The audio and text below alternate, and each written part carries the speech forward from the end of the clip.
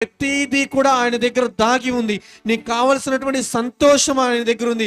నీకు కావాలనుకున్నటువంటి ఆనందం ఆయన దగ్గర ఉంది. నువ్వు కొనుక్కోవాలనుకున్నటువంటి బహుమతి ఆయన దగ్గర ఉంది. నీకు కావలసినటువంటి ఇల్లు ఉంది, నీ బిడ్డల భవిష్యత్తు ఉంది, నీ ఆరోగ్యం ఉంది. సమస్తము ఆయన చేతిలో ఉన్నవి. అది ప్రతి ఒక్కరికి సమృద్ధిగా దయచేయాలని నా ప్రభువు ఇష్టపడుతున్నాడు. అందుకనే సంతోషముగా ఇచ్చువానిని నేను ప్రేమిస్తానని చెప్తున్నాడు. సంతోషముగా ఆయనకి నీవు స్తుతి చెల్లిస్తే నిన్ను సంతోషముగా నా ప్రభువు దీవించడానికి ఇష్టపడుతున్నాడు. నీవు గొనుక్కుంటూ ప్రభువుని ఆరాధిస్తున్నావు, కానీ ఏ క్షణమున కూడా నా ప్రభు ఆ విధంగా విసుక్కుంటూ నీ జీవితంలో కార్యం చేయలేదు.